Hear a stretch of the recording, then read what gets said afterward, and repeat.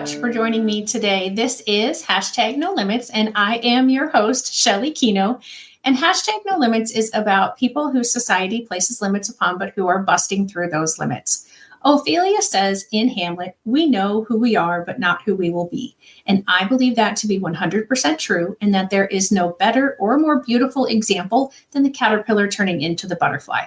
The caterpillar, for those who don't know, a quick science lesson, the caterpillar literally dissolves into its cells. And just when it thinks life is over, it becomes a butterfly. But that's not enough. It has to struggle in the cocoon in order for its wings to be able to take it everywhere it's going to go when it gets out. None of that can be easy, but neither is busting through limits that society places upon us. And today I'm really thrilled with my guest, and I'm excited for what I'm going to learn and what you are going to learn. But before we get to Patrick, I do want to remind you to like and subscribe and share and make sure that you never miss an episode of Hashtag No Limits again. We are coming up to our 200th episode, which is mind-boggling to me. And I'm going to have prizes at that episode. And just, it's going to be a great, great time. So you don't want to miss that. So be sure and subscribe and like. And while you're watching, today's episode is actually recorded, which is unusual, but go ahead and leave us a hashtag and where you're watching from. And if you have any questions or comments, be sure to leave them in the chat and I will answer them, or I will make sure to get them to Patrick so he can answer them. So without further ado, welcome, Patrick. Thank you so much for joining me today. How are you? Thank you. I'm doing well. How are you, Shelly? I am doing awesome. I am so thrilled for what we are going to do, because what you are going to teach us is one area that I kind of, if I had any regrets in my life, this would be the one that I never learned how to play the piano. And so I'm really thrilled that you are going to teach us about that. And I kind of gave away the secret now. But go ahead and introduce yourself and tell us a little bit about you and kind of, your life's journey to this point. Yeah, my name is Patrick Boylan. I'm a co-founder of a music education app called MuseFlow. We're teaching in a very different way. We're teaching through sight reading, the act of reading music as for sight. That's kind of our engine for the actual curriculum itself. Instead of giving you songs to go home and practice and you repeat that to boredom and then bring that back to your teacher and they check it off as perfect or not, and then you have to go home and practice that again. No. We're giving you the new skill inside of the context of music you've never seen before, that never repeats. It just keeps on flowing until you get 95% accuracy at the goal tempo of that level specifically, and then you move on to the next skill. We do skill building in a very specific way. We add a new note, add a new rhythm, new time signature, new skill, whatever it may be, incrementally as the curriculum progresses. And so you learn it outside of the context of new songs, and then you apply it to songs that get unlocked, those new skills that you learn in sight reading. So we're just putting sight reading first, adding a whole new step that's very engaging, and letting you learn outside of songs, outside of the rote memorization of those songs. And so yeah, I love it. It's kind of based on the way that I taught myself how to play piano. And yeah, we can go into the backstory about it all you want, Shelly. But that's kind of the general gist of MuseFlow and why I'm so passionate about it, because it is so personal. Yeah, thank you so much for explaining that. And I remember I did learn how to play the clarinet when I was in grade school. And I absolutely remember what you talked about. I'd go, we'd get some music at school, and then I'd go home and I would practice it, and then I would practice it some more, and then I would practice it some more. And my parents were like, oh my gosh, these sounds are horrible. Right, totally. I mean, until classic, I could get it. Yeah, until I could like get a dying goose, out. Right? When you play it. Right? Yeah, yes, totally. I was a yes. clarinetist too. And so that was my instrument in band as well. I remember thoroughly. Yes. And these were the days before. I do think we didn't call them recorders. We called them flutophones. That's how old I am. They were not called recorders. They were called flutophones. Never heard that before. Yes. And so we had those, I think, in 3rd or 4th grade. And then this was like 5th or 6th grade when, because like the flutophone was kind of the, hey, let's get you the idea of what band will be like or learning an instrument will be like. Right. And then, if you're really interested in it, then you can fork out the money. But yeah, they call them recorders now. Same thing. I don't think there's any difference to them at all. They just have a different name. And yeah, I mean, I did beautifully with the recorder, and I did because I put in the practice time. I did fabulous with the clarinet. I never made a mistake when I was playing for my teacher until the very end of the year. I made one mistake. He screamed at me literally for 5 minutes. And I said, I'm done. I'm out. So yeah. That's wild. I went into singing after that. And I, the rest of my junior high, I was in our chorus. And then in high school, I was in our chorus. And yeah, never picked up an instrument again. What a shame.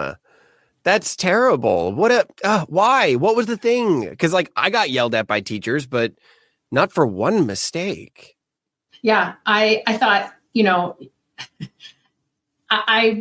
I've killed myself practically, all this year to always be able to present everything to him perfectly, because that was my personality. I was a perfectionist, so I did not want to do it wrong. And the one day, I literally missed one note, and I thought I can't handle this stress anyway, because having to practice and be perfect all the time, and then to have him scream at me like that for one tiny little mistake. Now I understand years later that his behavior was his communicating something. It wasn't about me. Yeah. But I didn't know that at 10 years old. Of course.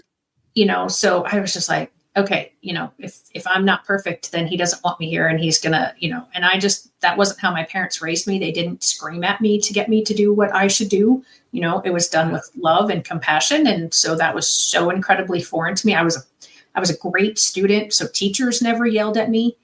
And I was just like, okay, I'm out. Do you think that reinforced your perfectionism? Probably. Sure. Because like I'm putting myself in that position, and I'm thinking to myself, okay, if I was somebody who cared deeply about being perfect, I was a straight A student, I'm imagining. You were a really good student. Yeah. Yes. My wife is the same way. She's incredibly good at academics, and we've kind of delved into why she is. A lot of it had to do with like external factors. Like she's really good with strictures being placed on her, and then her working within those boxes to being perfect within those boxes, so that when life actually happened and there were no rules and she had to figure it out on her own, she floundered, Yes. So freelance lifestyle is very difficult for her, but she's doing it, and she's an incredible writer. And so she wants to, and anyway, back to you.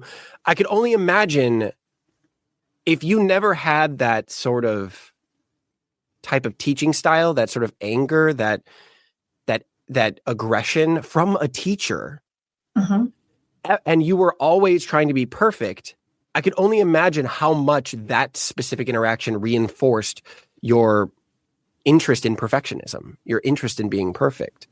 And as we know, perfectionism kills creativity. It's all about the progress. Right. It's all about the incremental steps to being this absolute impossibility of perfect.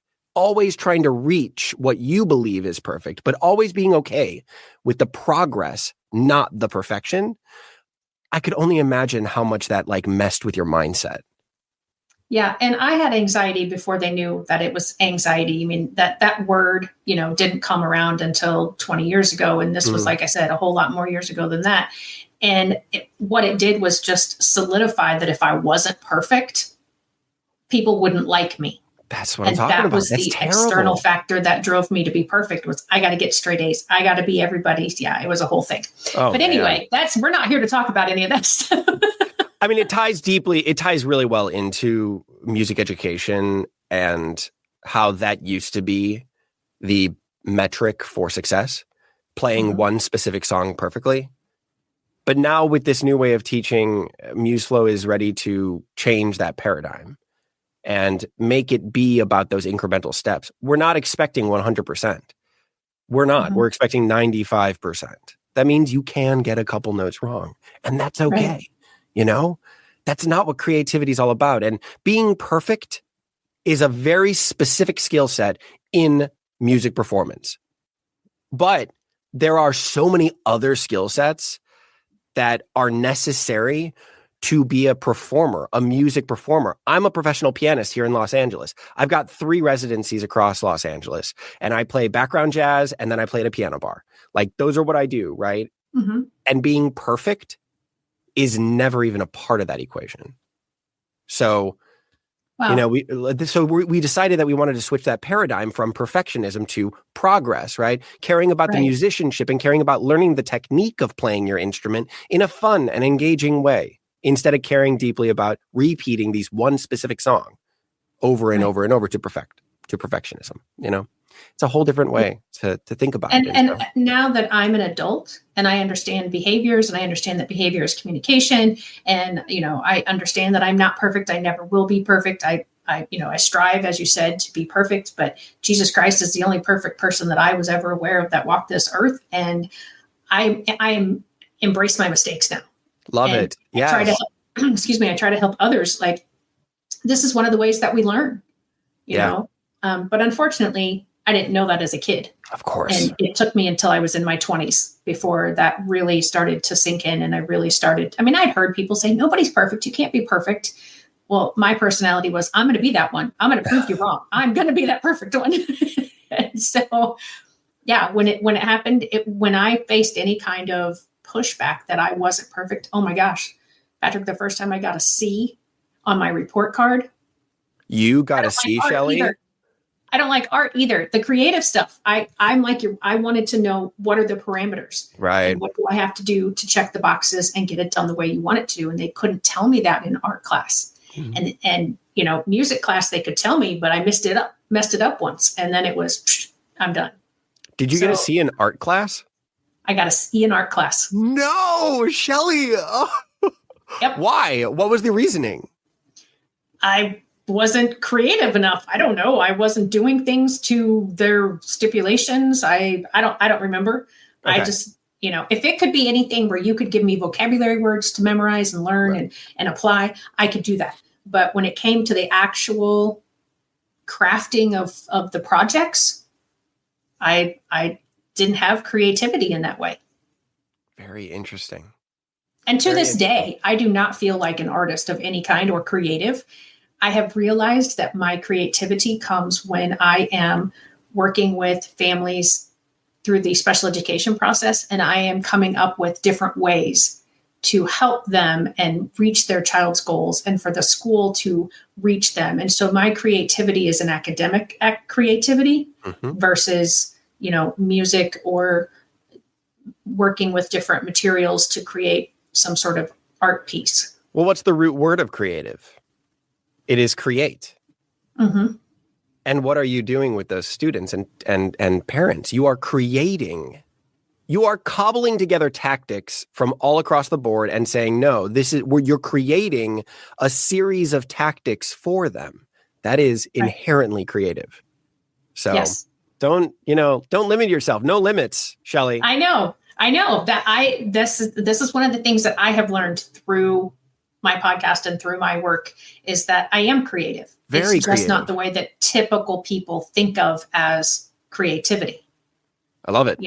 I love it. So, okay, stop. We're not talking about me. We're talking about you. I seem to do this with you, Shelley. I seem to do this. I get you talking, and then and then we start talking about, and I love it. Like, I really do love hearing the in-depth, discussions about who you are in your life. And I really, really love I'm loving getting to know you.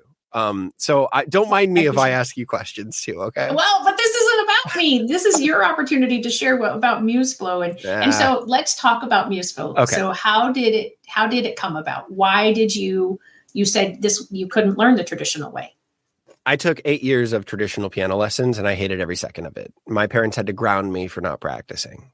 I just wanted to mess around. I wanted to play with the songs that I was given. I didn't want to learn it rote and verbatim. I wanted to enjoy the fluidness of it and be inspired by the song, not play it by rote, right? And so my teacher retired, no fault of my own. He just retired. I was a terrible student, yes, but he just, he retired. And so I get asked that sometimes. I'm like, Pat, did you drive him or did he just stay? He's retired. And I'm like, no. I knew he told me, and I knew some of his other students. Anyway, 3 months go by and I didn't touch the piano because I was burnt out. This was right around like 15, 16 years old, maybe 14 or 15. And we still had that beautiful piano in the living room. And so I ended up going back to it and finding my parents' sheet music that they had. They had a bunch of musical theater scores and vocal selection books. And so I ended up going back to those, and I opened it up and I found little bits, little chunks that I really enjoyed. And I was like, that's really fun to play, whether that's beautiful or just really fun to play. Then I closed the music and I started improvising around those phrases. I put it in the right hand and accompaniment in the left. I put in the left hand, accompaniment in the right. I changed the key. I changed the time signature. I slowed it down. I sped it up. I really fleshed it out, right? And I was like, that's really, really fun. And so I did that again and again and again and again and again. Mm-hmm. Cut to college. I was the only acting major that could play piano. And so all these musical theater nerds were wanting to rehearse their songs and wanting to practice. And so I was their go-to guy. And so we got a little rehearsal studio and I brought them all in and they started throwing music in front of me and I could play it. I'd never seen those songs before, but I could play that song. And I realized then that what I was doing was taking the chunks, the building blocks of what made musical theater, these little phrases that repeat over and over and over in multiple songs all across the board, not just musical theater, but jazz. I was taking these fundamental parts that made up music and repeating them outside of the context of songs so that when I saw a song that used that phrase or that motif or that chunk, I could then replicate it. I was able to string them together effortlessly to create and play that song and not mess the student up, not mess my cohort up when they're rehearsing and practicing and wanting to sing. That was amazing to me. Cut to like 6 years ago, I was an actor here in LA. I've done some TV, I've done some movies, a little bit of everything, a little bit of commercials, but I was getting, again, super burnt out on it because the space between each gig was too wide. And so my self-confidence was just going up and down and I was not being creatively fulfilled either. And so my wife was like, why don't you go play piano? You know, you've been doing it your entire life and you're very good at it. Why don't you go do that? And I'm like, okay, well, I tried. And so 3 months later, I got my first gig as an accompanist at an after-school program for musical theater students. Cool. 2 months go by, I got a background jazz gig at a steakhouse playing for their dinner service. I got another one at an Italian restaurant playing for their dinner service. And then I got my piano bar gig here in Hollywood. And I've been playing there ever since. And so I was able to quit my day job, which was waiting tables. And I was able to then do kind of a mix of both acting and piano. And so that was my life, and that is my life. It's been my life. And, you know, I've been playing for about 5 or 6 years now, and I really, really love it. And so about 2 years ago, I was like, maybe there's a way. I was bored. You know what they say about creativity, right? Creative stuff, creative thoughts happen when you're bored. And so I always try to kind of keep that. I was trying to keep a chunk of my time. I time box it. I'm like, give me a half an hour to just sit and do nothing. Just think. And this was one of those times.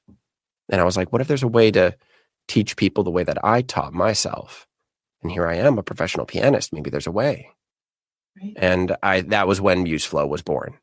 And so instead of improvisation, which is what I used as the engine of my curriculum, we use sight reading as the engine for our curriculum. I brought it over to my music teacher friend and we totally spitballed all of this idea. He had a very similar idea and we just combined ideas and then we just put it out there into the world. And we ended up finding 3 very amazing software engineers, friends of friends of friends of friends. Serendipity happened where I found one of them at one of my gigs. He was just sitting there playing piano before I started. And I went up to the regulars and I was like, who is this guy? And they're like, I don't know. He just like comes in sometimes and sits down and plays. What are you going to do? Are you going to kick him off? And I'm like, no, I'm going to go talk with him. And so we end up going back and forth, trading songs. He plays a classical piece, I play a jazz piece, and we just go back and forth. Turns out the dude's a software engineer and he's a classically trained pianist. I butter him up, I buy him dinner, I show him our pitch deck. 2 weeks later, he texts me, he's like, I can't stop thinking about MuseFlow. And I'm like, well, let me talk with, I never was going to like pitch him on it because he's working making great money at another job. Like, why would he ever want to do something like this? He ends up hitting me up and asking like, hey, I'd love to be a part of this. And awesome. So we ended up vetting him, and he was an amazing guy. Like, we've been working with him for the past year and a half. He's a great dude, and he's a co-founder of ours now. And so, yeah, all of that being said is like, it's very personal. It's been working. People love it. We have about 40 students right now that are using this, a couple teachers that are using this with their students. Yeah. It's growing slowly but surely. You know, a paradigm shift doesn't happen overnight. This is one of those things that has to be like, we have to get the idea out there into the world, really start talking about it with people. People argue with it and flesh it out and, you know, ask why it's better. And like, I've got the answers, you know, so I'm here to kind of help, you know, help change the paradigm. So one of the things about this show is, you know, it's mostly centered around people with disabilities who are busting through those limits. And when you reached out to me, I asked you, you know, I was like, well, that's, you know, what the show is about. And you were like, oh, right. I forgot to tell you I have ADHD. Oh, yeah. And I just did that right now. I forgot Yes, to even mention the fact that, like, yeah, okay, right. So I think the reason why I was really bad at the traditional ways of music education, the traditional methods, I'm like 99% positive sure it's because I have ADHD. And again, I didn't get diagnosed until like 5 years ago.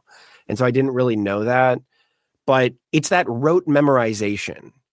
It's that in-class feel, the pressure of a teacher sitting right here looking at you, that doesn't work for me. Even though I can play to an audience of 200, 300 people a night and feel that pressure of them, that makes me better. For some reason, the teacher looking over my shoulder and judging me didn't. It didn't work for me. I also think rote memorization is not a skill set that people with ADHD really flourish in. So changing that idea from rote memorization and engaging flow state, that's the key, I think, to working with people with different abilities. And, you know, I cognitive, you know, I don't know what you want to call it. I wouldn't want to call it dysfunction. Maybe malfunction or different function. I don't know. Is there a word for that? Well, there probably is. But there is a lot of discussion now about, you know, what special needs, disability, disabled, you know, what's the right term to use. And there are many people that, you know, think this way. And then there are many people who don't like this way. And we're like, no, you should do it this way. So as a person without something for which I would be classified in the world of disabilities, I don't feel right giving a word. I wouldn't like the word disability because that implies that it's like utterly an inhibition on my performance, which in the traditional sense, in the traditional ways of teaching, in the classroom setting, it is. It absolutely is. It is not benefiting me whatsoever. But I think we're realizing that there are benefits to having ADHD. Absolutely. And there are benefits to having other, what are quote unquote typical disabilities. Right. Absolutely. Like, my benefit of thinking outside the box, I'm able to creatively iterate on a problem much faster than most. That is something that has been to my advantage in the software engineering ed tech startup sort of mentality. People come to me with a problem on my team and I'm like, well, have you thought about this? They're like, no, that won't work. And I'm like, okay, have you thought about this? And they're like, oh, no, that's a great idea. Let's try that. And it works, you know? Yeah. So it's those kind of, I'm starting to realize them myself. I don't know them. I'm not an expert on this whatsoever, but I do think that I'm in the process of learning about that too. So Mhm. I'd love to keep talking about that. I find that utterly fascinating, that a disability can be an advantage. Let's change that thought process. So yeah, it's an interesting conversation. I absolutely think, when I think about people that I have interacted with who have ADHD, they're multitaskers. Yeah. And, I think, even though you weren't diagnosed until several years ago, I think the reason that you did so well as a child, why it wasn't recognized necessarily, is because of the music, because it was already taking your, I call it a superpower, to focus on multiple things at one time and make it come into something. Where I am finding, the older I get, especially, that I really have to focus on one thing, and I can only focus on one thing at a time. And so if I had the ability to, I can have a couple different thoughts going on, but as far as like my right hand doing something and my left hand doing something different, and knowing what each hand is doing, or if I'm going to involve my feet, I don't know. Harry Connick Jr., he's an amazing artist. I was able to see him in concert a few years ago. Yeah. And he played 4 different instruments at one time, at 4 different melodies. I love it. Yeah. And so I don't know if he has ADHD or not, but I almost, would diagnose him with it just because of that. But I am not a diagnostician, so I'm certainly not going to. But just being able to go, okay, my right hand is going to do this, my left hand is going to do this, and my right foot is going to do this, and my left foot is going to do this, and they're all 4 doing completely different things, was just incredible.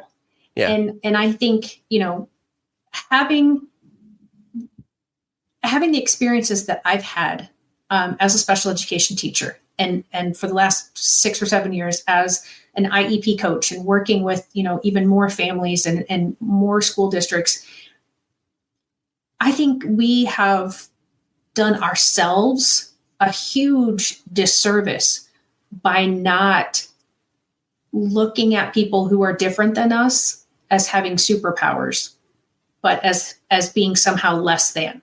Mm-hmm. And we've missed out. And I think that there is a shift now. It's ever so slight, but I do think there is a shift of recognizing these are strengths. Mm-hmm. They look different, but they're strengths. And I had such a wonderful opportunity as a special education teacher to see that over and over and over again.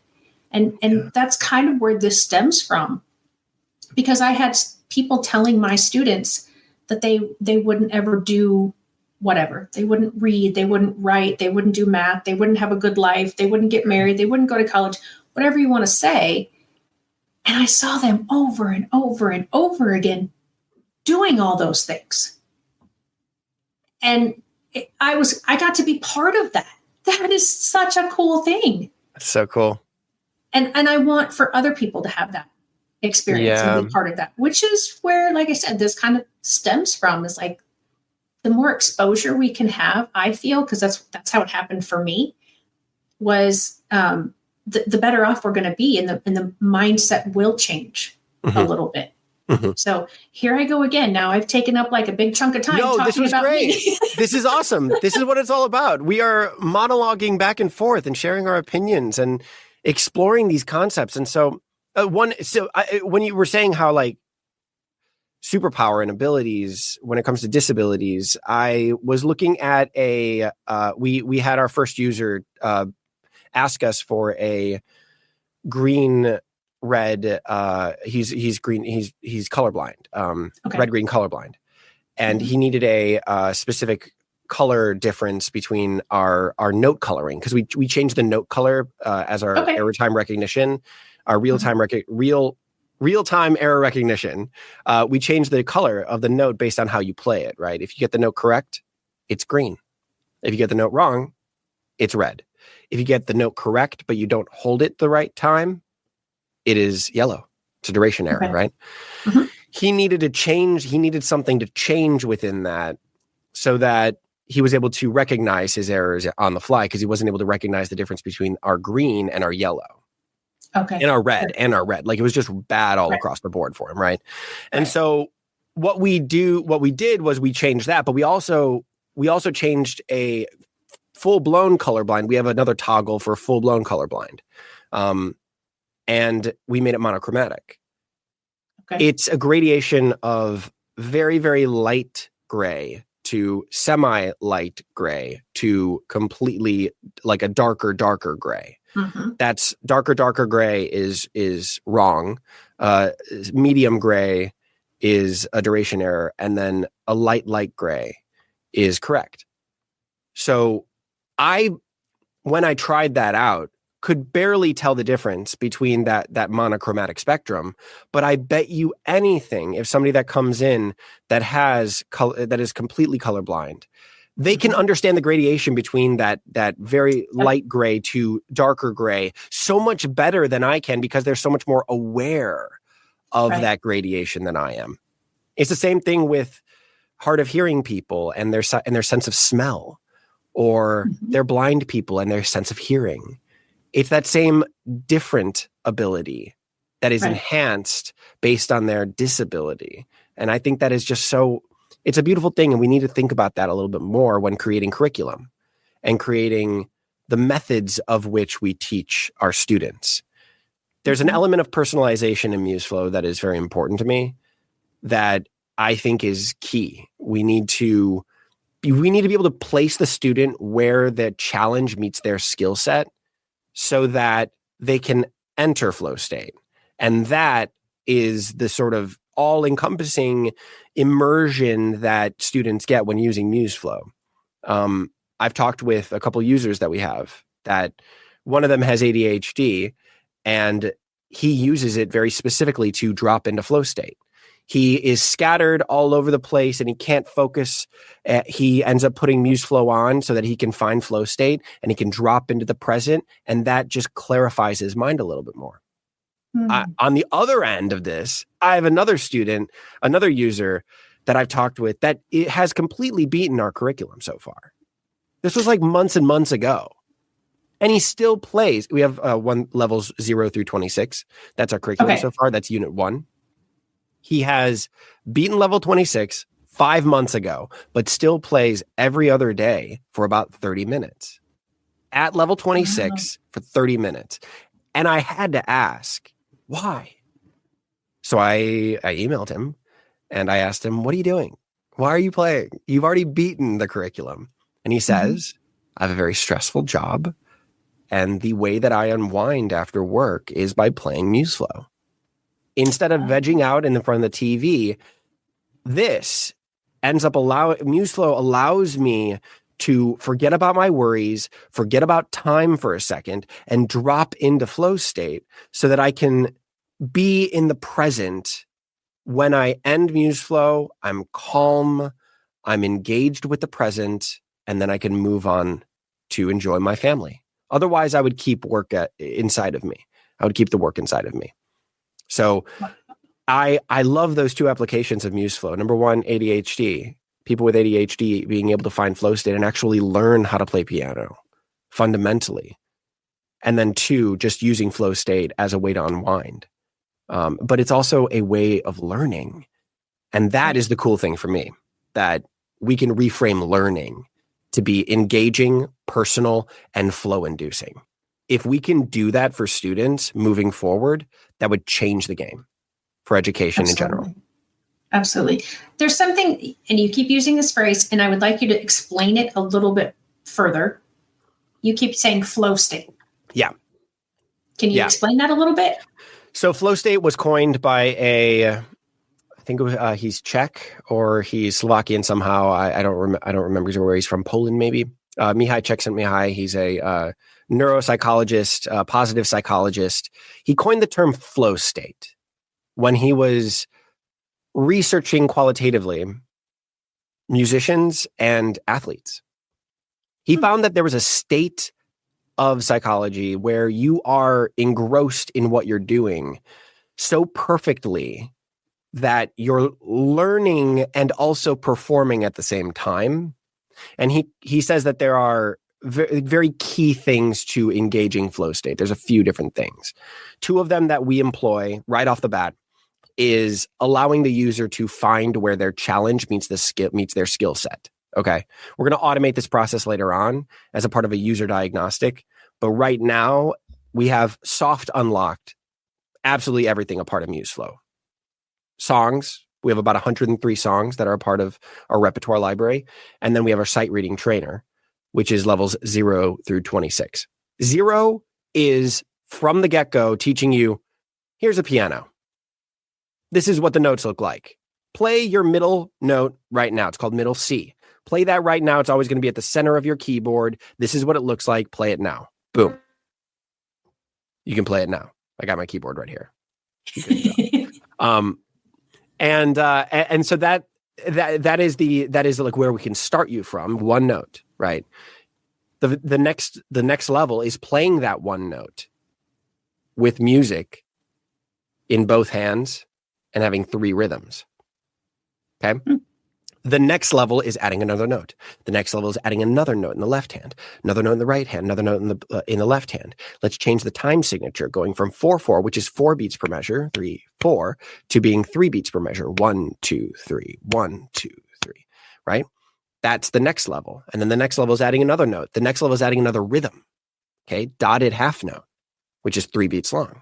The next one is adding another. Anyway, we keep incrementally going up until we get you to a place where you're playing 14 notes in level 26. 14 notes. You're moving all around the piano, doing pivots and hops and skips, and you're using different fingering techniques that we teach you in levels 22 through 26. And you're using you're playing in polyphony, which is multi notes at one phonic notes. Multi sounds at one time, 2 notes at one time. You're playing 2 notes at one time. Not, of course, all together, but it's, 2 notes at one time, polyphonic. So that is where that's our curriculum so far. Anyway, you can place yourself wherever you want to. That is you finding where your skills match the challenge of our curriculum. That's a very important part, because everybody cites the reasons why they stop either learning an instrument or really learning anything is either they're too frustrated with the process because the challenge is too high compared to their skill level, or they're too bored because it's too easy for their skill level. Flow state happens right in the middle of that. Okay. Where the challenge meets your skill level. So that's number one. Number one, we get you to a place where the challenge meets your skill level, just a little bit outside of it. So you're working just a little bit outside of your skill set. Number one, the Goldilocks zone of challenge is what we call it. Right. Number two, real-time error recognition. You need positive reinforcement immediately right after you do something. Okay. You need to be told either that is correct or wrong. And if it's correct, we need to give you some sort of gratification for that. Okay. Real-time error recognition is another key to flow state. You need to know what you did wrong immediately and then be able to immediately apply or change the thing that you got wrong. That's our error recognition, red, yellow, or green. So you can see the notes that you got wrong as you're playing. We'll do a little demo later and you can see how it works. Those are the 2 keys to flow state that Mihai kind of referenced when it came to athletes and musicians. They need to be shown what they did wrong immediately and then immediately be able to apply that afterwards and change their problem. And number 2, they need that Goldilocks zone of challenge. That's flow state. Now, what do you feel when you get into flow state? How does it work? Video games are a key example of this. You lose track of time. I just got my first video game ever. I never had it. I never had video games growing up. I got my wife a Nintendo Switch for her birthday. We crowdfunded it. I got 30 people to give me $20 so that I can go out and buy her a Nintendo Switch with Zelda Breath of the Wild. It is an incredible video game. It is beautiful and hard and easy at other times. And I lose track of time so much. It is a time suck. I got this last week and I've been playing every night for like 2 to 3 hours and it is ruining my life. I'm not getting good sleep because of it, but it's like a perfect example of flow state. You lose track of time. Number 2, you're actually learning things, right? and you're perfectly challenged and you're perfectly engaged with the process of doing that thing, it's an amazing feel. You're dropped into the present. You're working at that specific issue right then and there. This is not delayed gratification. This is happening right then and there, right? Yeah. And what happens is you get these sort of dopamine hits every time you do something right because you're in that flow state. That's what you feel. It's an amazing experience. You've probably felt it before. Can you give an example of when you felt that before? Actually, as we were talking before, and where my creativity is in IEP meetings. I love it. Okay. I will, all of a sudden look up at the clock, and we've been there discussing stuff for 2 hours. And I was like, we just got here. We just started. And when we're having very good conversations and it's not contentious, time doesn't exist. I think it's so cool. Time doesn't exist. You lose track of time. That's an incredible thing because we are so time bound as a species that, we are part of the, space-time continuum. Right. We're literally a part of it. And so to lose track of time is such an incredible gift. And so that's the beauty of flow state. Yeah. Yeah. Well, thank you very much for describing that. So I want to do two things. We've got about 18 minutes left. So first, I'm going to pop up your website. Great. And I'm also going to put how to get there. So It is MuseFlow, MuseFlow.ai. Okay, so it's not .com.net, it's .ai, museflow.ai. So when somebody goes to your website, so the first thing they see, or at least the first thing I saw, was to start your 7-day free trial. Yes. So that's incredible that you're giving people opportunity to try it out before they do any kind of purchasing. Have to. It's a whole new way of it's a whole new way of teaching. You got to really feel it to understand it. Yeah. That I can see that makes sense. When just the tiny bit of demo that you did for me just to try out and make sure it was going to work, I was like, oh, okay. And so where would you then direct people to on your website? Like, how would they go about purchasing? Well, what you would do is you would try the 7-day free trial. If you enjoyed, I will fully say just right off the bat, you do have to have a laptop and a MIDI compatible keyboard. MIDI is MIDI, Music Interface Digital Information. It's any keyboard has it, but you just can't use it right now on your like acoustic piano, which is your classic upright, strings, hammers hitting strings kind of thing, Gotcha. Tickling the ivory sort of thing. So it just won't work on that. We've got an incredible audio recognition algorithm that we're working on right now. So that is something that's in the works. We just need to kind of tweak it a little bit and then put that into the app, and then your computer will be able to listen to your keyboard at that point. The other thing you need is you need Chrome or Edge browsers right now. Safari doesn't allow you to connect MIDI keyboards to Safari browser. It's a security issue according to them, which I don't understand how you can reprogram a laptop or a computer or a browser with a MIDI keyboard. I have no clue how you can do that. So you need to use Chrome or Edge. Those are the two limitations. Laptop, we are making our mobile app right now, so that tablet and mobile is going to be applied here very, very soon. Give us about 3 or 4 months, and that'll be coming out. And of course, the audio recognition will be coming out soon. So, start your free trial. Get right on into it. Try it out. And I can show you what that looks like if you're interested. Yeah. Yes, please. Okay, All great. right. So I think we got this figured out. I can hear things. Let's just make sure that we are good to go. Right. So let me just double check actually that we can actually get into it here.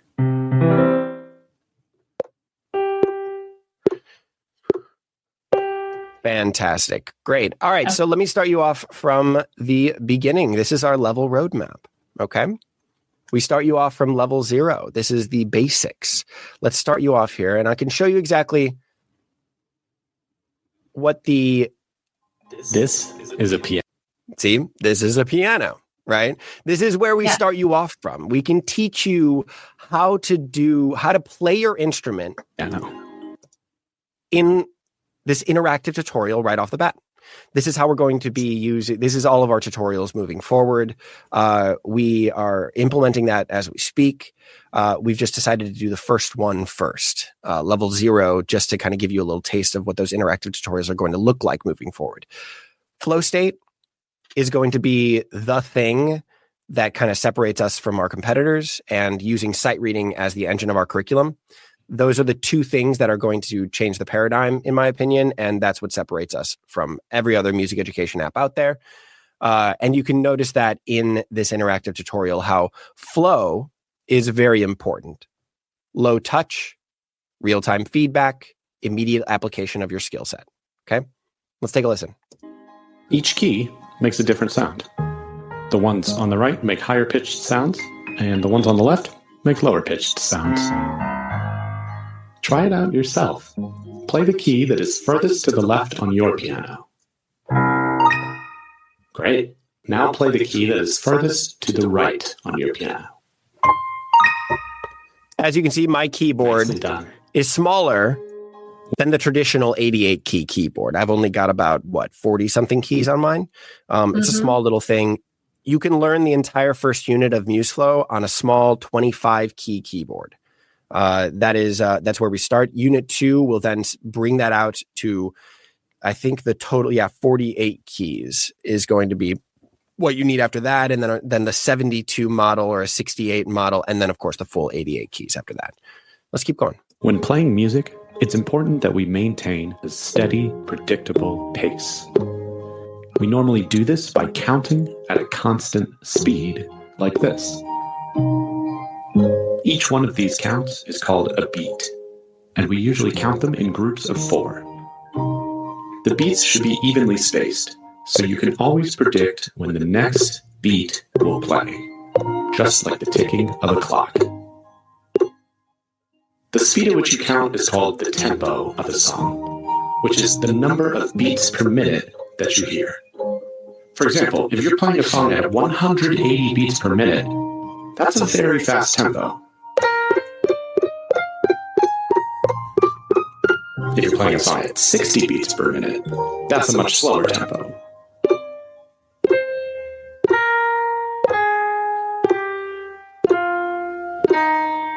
Try it yourself. Listen to the tempo of each pulse and use any key to tap out the beats in sync with what you hear.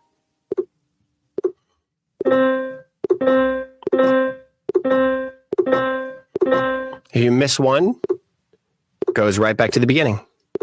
Good effort. Try again.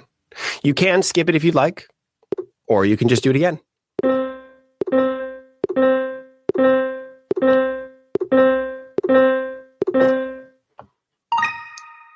Great. Now try this faster example. For the sake of time, I'll move forward. So we've got playing beats in time, right? Non-duration exercise right here, okay? And then we've got duration exercise. We've got what music notes look like, and we've got how to hold them for the proper length of time, okay? Quarter notes are 1 beat, 1, 2, 3, 4. Half notes are 2 beats, 1, 2, 3, 4. Whole notes are 4 beats. Move forward. Let's combine the rhythms together. Let's do this exercise, shall we? Look at the notes on screen and use any key to play them with the correct timing in sync with the metronome.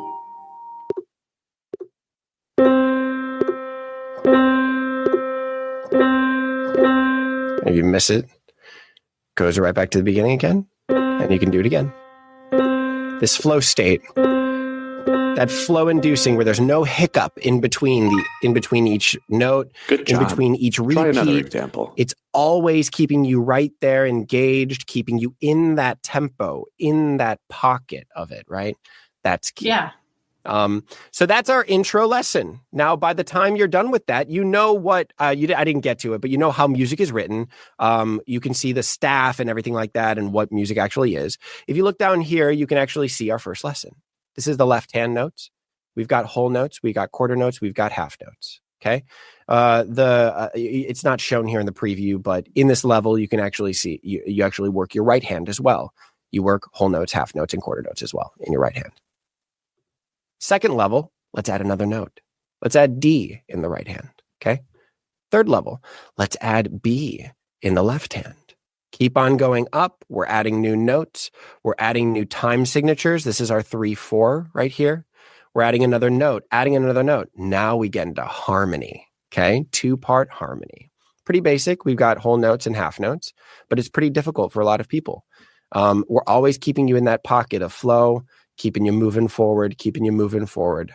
Now we're in 3/4 and we're doing 2-part harmony. Adding another note, building harmony in 4/4, building harmony in 3/4, building harmony in 2/4. This is another time signature where 2 beats per measure. 1, 2, 1, 2. Now we add in rests. These are rests. This is a silence. Music is composed of pitches, duration of that pitch, and silence. That's always a very key point here. So let me try that. Let me show you this level, okay? I'll show you this level, and then I'll show you another one where I'm going to be totally flubbing all over the place, okay? Just so you can see where we get to, okay? This is what our old tutorials looked like. It's just slides with words on it, right? And then, of course, you get to an actual practice session right here, right? So let's skip the tutorial, and we'll move forward into, let's do a complicated version of this, okay? Here we go. Okay. I'm glad you're doing this and not me.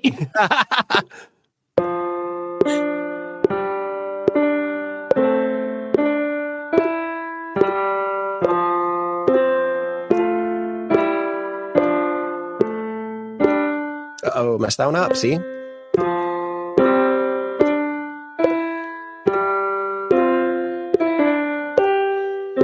You can see the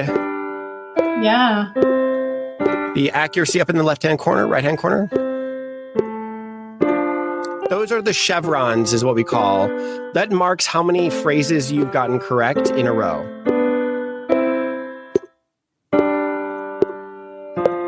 There we go. Now I'm on the next one.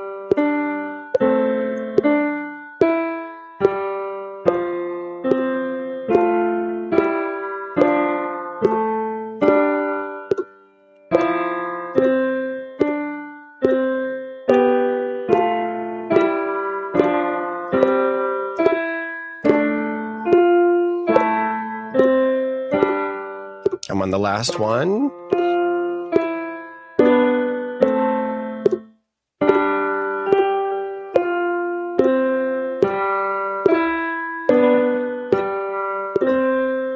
And there we go. Successfully passed the level. We've got a little level complete sign here. This metric is all messed up. Of course, I played notes in my left hand. That's a note that we've got for our engineers right now. You can see notes played, 122 notes played, 113 green, 6 yellow, and 3 red. Now we can keep playing and immediately move into the next level. This is level 16. So that's how it works. Now let's go on into a harder level. Let me show you something here. I'm going to get ready to mess up. You can see we got 14 notes in the entire...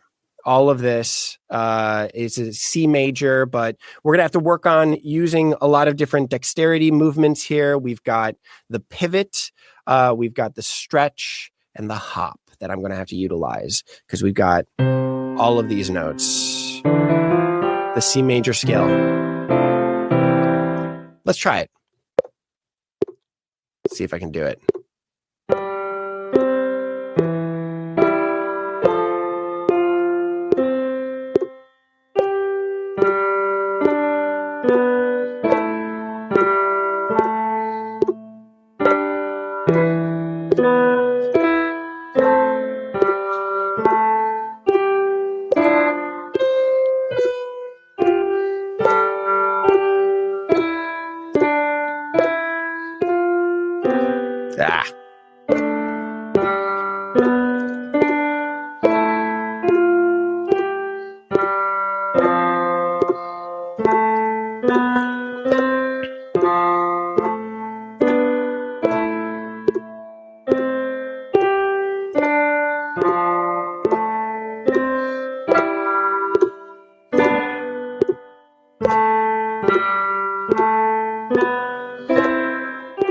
Mentioned that there was an accuracy up in the corner because I had to take my logo off in order to see that. So I'm glad you mentioned that, otherwise people wouldn't have seen that was up there.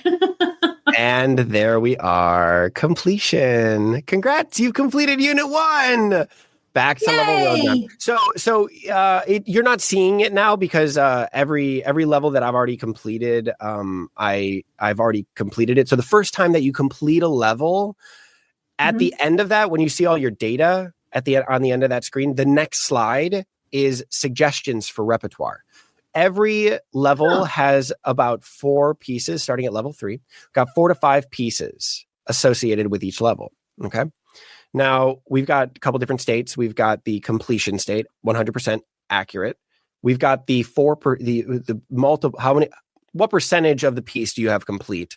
This is a calculation of what tempo you are at. So we've got the goal tempo is always going to be the first thing that you're going to see here.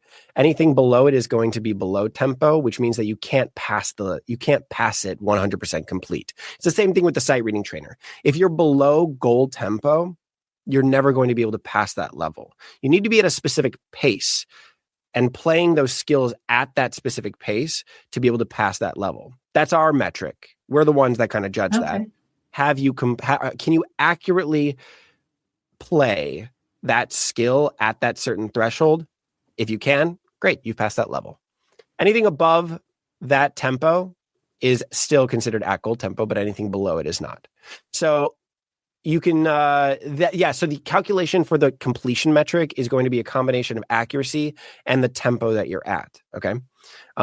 Let's try something a little harder here, because what you're going to see is that sight reading is sight reading. The music isn't going to repeat as much as an actual song would. So again, the idea is so that you learn the skill outside of the context of a song. You can't learn it by rote. It's never going to repeat, and it's always going to be flowing and giving you new material. Then you can apply the skills that you've learned to songs that are going to have a little bit more repetition and a little bit more pattern, okay? I've never played this song before. Let's see how well I do.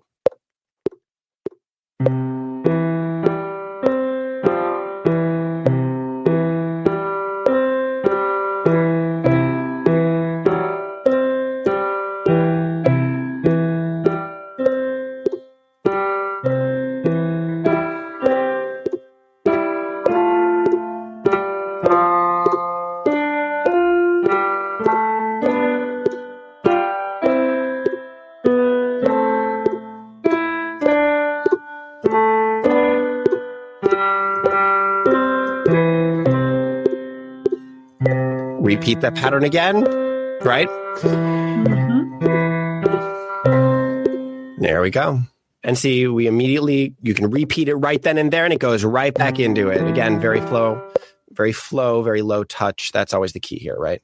Anyway, that's kind of the idea. Like, what if you learned 3/4 only with this one specific song? Okay, maybe you learned it twice. Maybe you had 2 different songs that exemplified 3/4. The problem with that is that you're learning 3/4 in the context of this one specific song, right? Or the 2 specific songs. You're not learning it outside of songs and then applying it to songs. The problem with that, the reason why we did that was because we didn't have an infinitely generated amount of music that we could give a user. Right. That's the reason why we've been doing it the way that we've been doing it for 2,000 years. That's how we've been teaching students how to read music and play their instruments, because we never had an opportunity to do it otherwise. Now with technology like this, we can actually do that. And so this is, in my opinion, a much better way to do that. It's, again, more flow-inducing, more personalized, and you're learning it more thoroughly. You're actually learning the kinesthetic skill of playing that note and then being able to replicate it in song. So that's MuseFlow. That was awesome. I loved that a lot, and might have to, teach myself how to play piano after all at my ripe old age of. If you want to, please do it. And I would love to give you guys a discount code if you're cool with that. Oh, yeah. If there's anyone in the audience that would like to have a discount code, be sure to reach out to me in the chat and just type in discount code. Well, let's just make it, shall we? I'll make it on my end. Okay. And it'll give you and your audience 50% off for life. Okay. Oh, wow. We're still growing here. We have only got 40 people that are using this. And so we want to hear your feedback. We constantly are getting feedback from our users, and we're implementing those changes. And if you want to be at the ground floor of this humbly revolution, then I think we would love to have you. Let's call it No Limits 50, shall we? No Limits 50. So NOLIMITS 50. And I'll put that, and let's use it as that. So capitalize it, if you don't mind, Shelley, in the show notes and in the description for the episode. Always just helps kind of make it more noticeable. Because we're recording it, it won't let me put any comments up on the screen. So I got to really quickly. Oh, here, this is how I can do it really fast. And then, unfortunately, we're going to have to go. No problem. Okay, there we go. Hey, right. I love it. Nice. So that'll be the discount code. Plug it on in. That'll get you 50% off for life. It's not a lifetime subscription. It's just 50% off. We'll, of course, still change our subscription model as we move forward. But right now and forever, it'll get you 50% off whatever subscription you choose. That is awesome. Thank you so much, Patrick. This has been absolutely amazing. And I would, as you said, I think you and I could talk for hours and days and never run out of things to talk about. But we have to stop sometimes. And it is our stopping point for this show today. So thank you very much. Be sure, guys, take advantage of that. I mean, that's an incredibly generous offer. 50% off for life. And hopefully, we're talking decades of life of this program and all of its iterations. And I really can't see that happening. And we're still growing, we're adding more units, we're adding more curriculum, we're adding an exercise section where you can actually go dig deeper into little skills, and we're adding a theory section. Yeah. So we're adding more features and adding more sections as we go along. The idea is to have an ecosystem of features for you to use with you or with you and your students, however you want to use it. So we're growing, you're growing, let's grow together. Absolutely. So guys, remember, make sure you like and subscribe, because we are coming up to that 200th episode, and there's going to be prizes given away, and there's going to be great things happening. So you don't want to miss that one for sure, but you really don't want to miss any of the episodes because they all have awesome guests like Patrick. Thanks everybody, and have a great week.